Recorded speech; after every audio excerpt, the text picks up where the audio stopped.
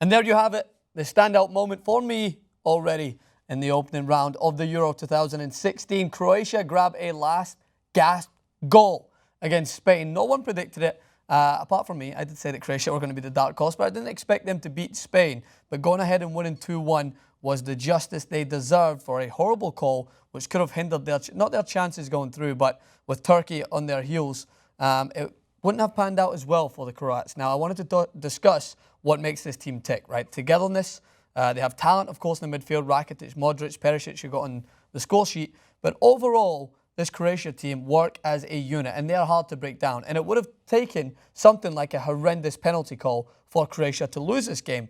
Despite going down early to Morata, who now joins Gareth Bale. Jason is weeping. We can put a crying Michael Jordan meme on Jason's face because he put on a random but somehow potentially, I don't know, winning bet that Gareth Bale would go on and be top goal scorer. He was the only one that actually thought that Wales could go far enough for Bale to potentially win the top goal scorer. But Morata now levels with him. I still wouldn't count Bale out, though. He's scoring at will for Wales. So both of them on 3. Spain on cloud 9, performing very well in the group stage, unbeaten in several games. And then Vincent Del Bosque is sitting there comfortably, but he is unaware that Croatia were never going to let them lie down. Now, Croatia are very similar to a lot of teams in the Euros, that they understand when you come up against a team that has superior talent, it's all about keeping the fundamentals at the back, bang, springing forward that counter-attack. And they do it as well as some of the best teams in this competition. That's why I fancied Croatia to potentially go far.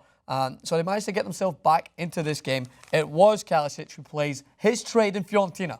He used to play at Blackburn. Sam Allardyce, I'm sure, splashed the cash to bring him in, and he was out of favour at Blackburn, but he was preferred to Mandzukic at times, and he's a man who got them back into the game with a flick coming across Ramos, and De Gea was caught off guard and it went in the back of the net. And from that moment forward, Croatia were unlucky not to get themselves in front earlier on. But the referee who waved away a penalty claim, which I felt was the right decision in the box, Ramos was a little clumsy with his tackle. The Croatia player went down a little too, I would say, fall on the floor-esque, like if his hands were flaring in the air, and it was never going to happen. But then at the opposite end, we have, it wasn't even a tango of legs. You have David Silva, who's not known for his aerial prowess, going into the box, and he's just kind of tumbled over. But the referee immediately gives a penalty kick, and Cerna is lucky he didn't get sent off. I think he body-checked the referee trying to make his point that he just turned away a penalty call, which wasn't a penalty, by the way, and gave a very soft penalty, which I have to say I felt for the Croats because they'd played so well at this point. But it was down to the goalkeeper, Subasic, who plays his trade in Monaco, comes up with a good save, and this is the overarching theme. So then it poses a question to Vincent Del Bosque, who I do question some of his decision-making at times. You have Sergio Ramos taking the penalty kick. Now, I understand Ramos is as confident as a striker. He's very good in the air, and he's scored penalty kicks before for Real Madrid and in penalty shootouts. But when you have David Silva on the park, and you have Aduriz on the park, and you have Iniesta, the man who has proven to the world that he is the most clutch player to have in a game-changing situation, hence why he scored the goal that delivered Spain the World Cup. You don't have them take the penalty kick, and you have Ramos with one of the worst penalty kicks. It's almost as bad as his post-Champions League or pre-Champions League haircut. And he just puts it straight in the middle. Keeper just palms it away. And the Croats, from that moment on, they just built in momentum. Ramos made a couple of dodgy passes. They never looked to settle back into the game. And it was Perisic who, for me, was one of the best players going forward for Croatia. Gets into a dangerous situation. Piqué slides across, deflects off of him by David De Gea. Nothing really he could do. He just planted his feet already trying to guess where the ball was going to go.